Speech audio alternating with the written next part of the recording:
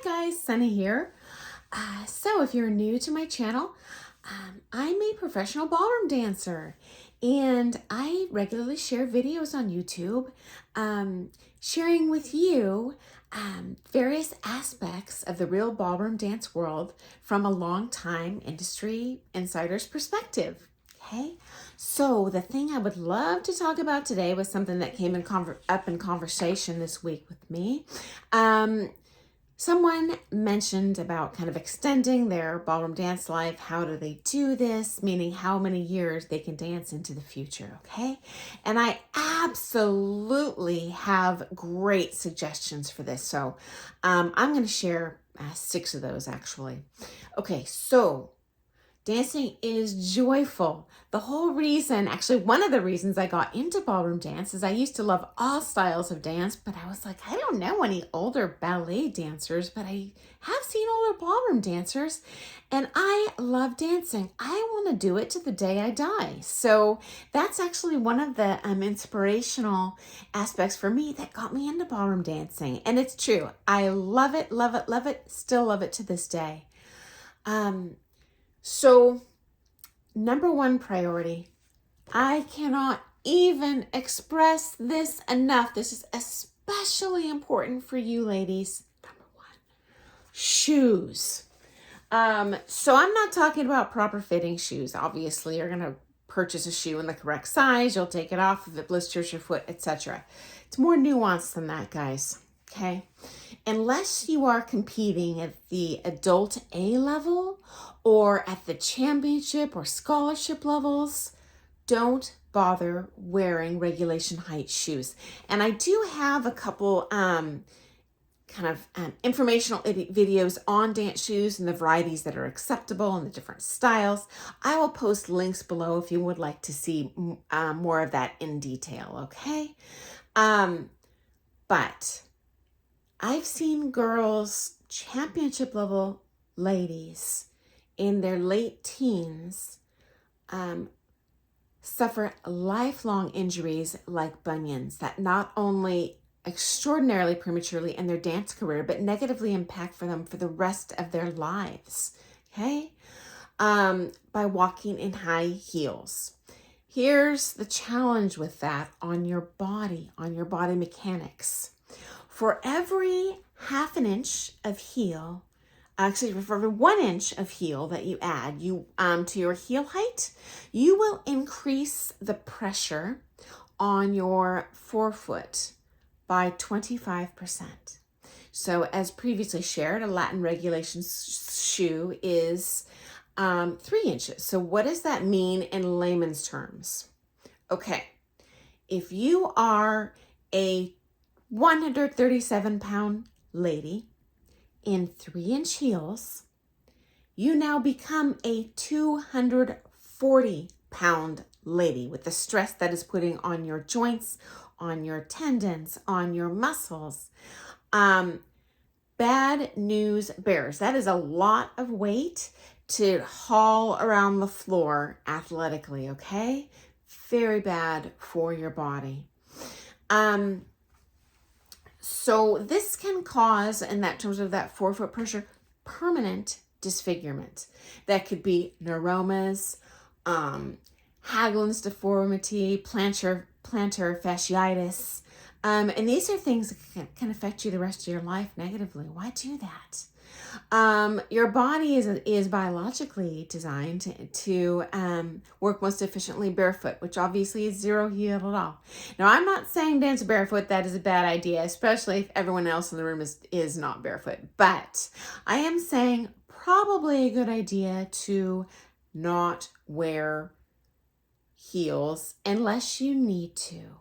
And even as a competitor, if you don't compete very often, I would wear lower heels in your practices, probably the regular comp height in your lessons, and then say a month before each comp, then practice in your regular heel height. But certainly do not, in addition to wearing those high heels when you're hitting the dance floor hard, then follow up wearing stilettos in the day. This is insane. And that is where I have seen younger ladies permanently completely destroy their dance careers.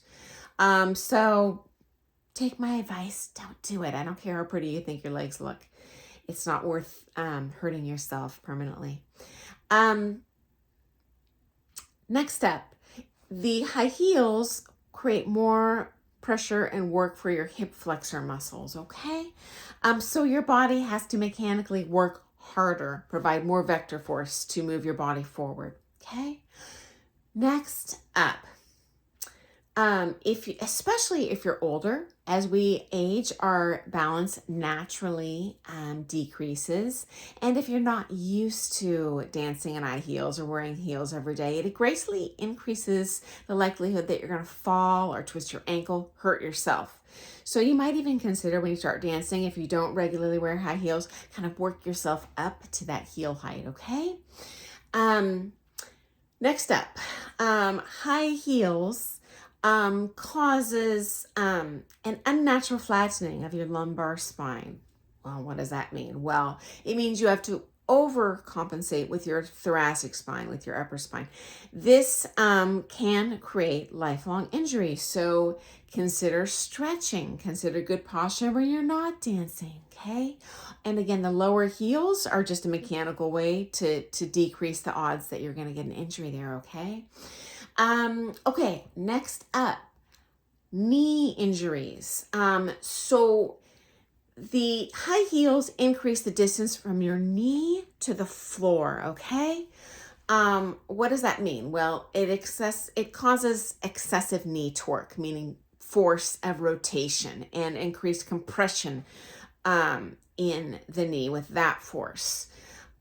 So I've actually seen pretty heinous injuries, not in social dances that I can think of, but certainly in lessons, by the grace of God, not with my own students, but I have seen it in other people's lessons, in competitions, in shows where someone gets a dislocated patella, where their actual kneecap literally is sucked back to the side of their leg.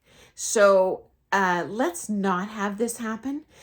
So if you wear lower heels, likelihood of that happening greatly decreases, okay?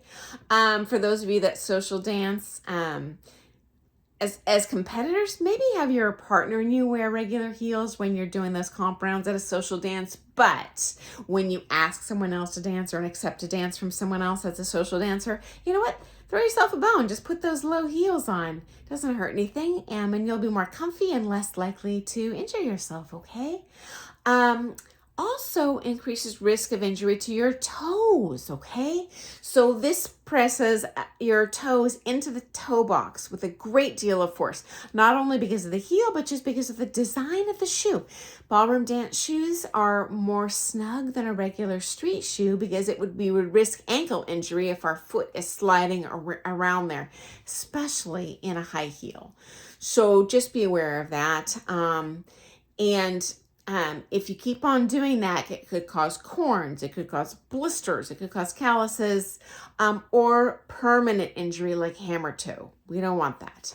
Okay, next up, when you are hurt, take a break. Okay, so if you're feeling a foot injury coming on, just take a little break from your ballroom dancing. That's not a problem.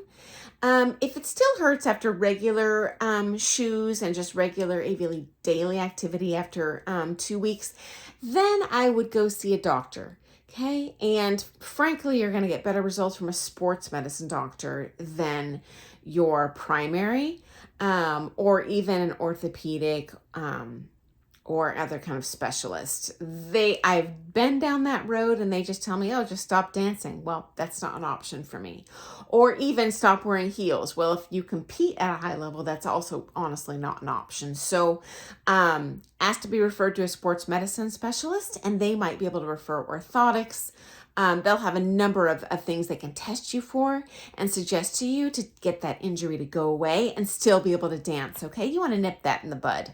I actually had arthritis and bone spurs when I was like 21 from ballroom dancing, and I did follow someone else's advice that was an older dancer that said, you need to see a sports medicine specialist. It was so important, and I was not getting results in my own doctor's office that I paid out of pocket for that, worth every penny. And it totally went away after about a year of following their advice and wearing my special shoe inserts, which were not cheap but worth every penny. And I have not had a problem with arthritis or bone spurs since then. So definitely invest in that. Okay, guys? And if you only social dance, if you only do like pro-am, like unless you're doing like that scholarship level high divisions, wear the low heel. If you're just social dancing, honestly, you don't even have to wear proper dance shoes. I had a client with gout, very severe foot pain, not caused by dancing, but he was just a little older. And he would wear street shoes that were covered in the bottom with suede. You can glue suede onto those. I would not suggest a big, clunky, rubber-soled tennis shoe, but certainly something like a light ked, very functional to dance in. And you can still have loads of fun with your dancing and work around your existing injuries, because not all dancers are 20 years old. Okay, so hope that's been helpful advice. I actually have 5 more really helpful things that'll help prevent injury that'll apply to both men and women. So I'm going to share that video tomorrow. So thanks for joining me. I apologize for pushing that 10-minute mark. If you found that to be helpful or interesting, please press that like button, the thumbs up, and subscribe to my channel. I'm not monetized. I just do this because I love seeing the thumbs up, those likes, subscriptions, and I also love reading your comments. So if you have had experience with high heels or a foot injury, how you recovered from that, we would all love to hear that, because people don't just want to hear my singular experience from the ballroom dance world. Many of us who are watching this channel are actual ballroom dancers, and I'd love to hear your experience, as would our other viewers. So see you soon. Thanks for joining me today, guys. Bye.